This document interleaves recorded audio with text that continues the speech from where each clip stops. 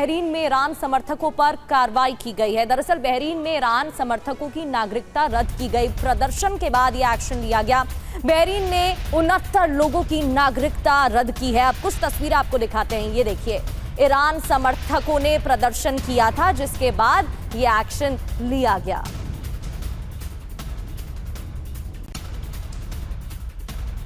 और ईरान जंग के बीच अमेरिका की ड्रोन शक्ति सामने आई है। MQ-25A स्टिंगरे ड्रोन का शक्ति प्रदर्शन किया गया है। हवा में ईंधन भरने में ये सक्षम माना जाता है। सोचिए, टैंकर ड्रोन है ये।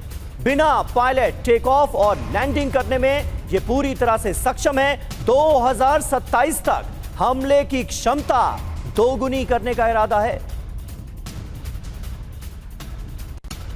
वहीं ईरान पर सबसे बड़ा कूटनीतिक प्रहार देखने को मिला जब हॉर्मूज पर UNSC में 90 देशों का संयुक्त बयान सामने आया। बिना शर्त जल्द से जल्द हॉर्मूज खोले ईरान, ये बयान दिया गया है। जहाजों की आवाजाही बहाल करे ईरान, ब्लॉकेट को लेकर ये बयान दिया गया।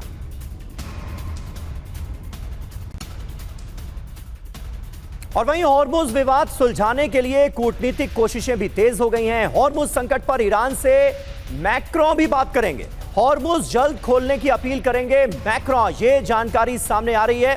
तो फ्रांस के राष्ट्रपति मैक्रों भी अब ईरान से बात करेंगे और उनकी तरफ से कोशिश की जाएगी कि किसी भी तरह से हॉर्मुज को लेकर जो डिस्प्यूट है, जो विवाद है, उसे सुलझाया जाए और हॉर्मुज स्ट्रेट को खुलवाया जा सके। हॉर्मूज पर संग्राम, ईरान से 90 देश परेशान हैं और बयान दिया गया है। खबर यह है कि UNSC में कई देशों ने ईरान को चेतावनी दी है। एंटोनियो गुटरेस का बयान सामने आया। उन्होंने भी हॉर्मूज खोलने की अपील की है। मांग क्या की है? हॉर्मूज स्ट्रेट पर दादागिरी बंद होनी चाहिए। तुरंत स्ट्रेट ऑफ हॉर्मूज खोलने की मांग की गई है। टैक्स या ट्रांजिट फीस नामंजूर है।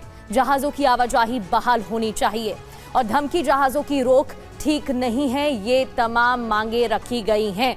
बहलसर जिस तरीके से अब दबाव बनाया जा रहा है ईरान पर, ईरान चौतरफा फंसता हुआ दिख रहा है। ट्रंप का मास्टर स्ट्रोक नाकाबंदी, इसके बाद अब्बास अरागची लगातार दौरे पर जा रहे हैं पाकिस्तान, जिसकी एक बार निंदा भी ईरान की तरफ से की गई थी। लगातार वहां पर जाकर अपने मैसेज पहुंचा रहे हैं। इससे दिख रहा है किस तरीके से ईरान परेशान हो रहा है और दबाव में भी है। बिल्कुल सही कह रहे हैं। परेशान दोनों देश हो रहे हैं। दोनों देश निकलना चाहते हैं युद्ध से। दोनों नहीं चाहते कि युद्ध का विस्तार हो। और इस समय ट्रंप भी बुरी तरह से फंसे हुए हैं। जैसे कि जर्मन चांसलर ने कहा था कि उन्होंने अंडर एस्टिमेट किया, उसी तरीके से ईरान में भी जितनी तबाही हुई है, जितनी इकोनॉमिक डैमेज हुआ है ईरान को, और $500 मिलियन प्रतिदिन उनके ऊपर यह डैमेज बढ़ता जा रहा है। और जिस हिसाब से 3 बार वो इस्लामाबाद आए, और पहली बार जब आए थे तो उन्होंने अपनी रेड लाइंस दी, दूसरी बार आए तो स्ट्रेट्स ऑफ हॉर्मुज के ऊपर एक समानता बनाने की कोशिश की और ओमान के साथ, और तीसरी बार जब आए तो रशिया से यह डिसीजन कहीं ना कहीं जरूर लिया होगा, खासकर जब उनके डिप्टी डिफेंस मिनिस्टर भी साथ में गए थे, कि जो एनरिच्ड यूरेनियम है शायद उसको रखा जाए रशिया के अंदर। और यह एक बात है जो शायद दोनों देश मान जाए, यानी कि अमेरिका और ईरान भी, अगर पुश टू शव आता है तो कहीं ना कहीं ईरान भी इस समय निकलना चाहता है। और इसी वजह से ये डिप्लोमेटिक जो है मूवमेंट्स बहुत तेज हो गई है। एक चीज मैं यहां कहना चाहता हूं, इस समय सभी तंग आए हुए हैं युद्ध से।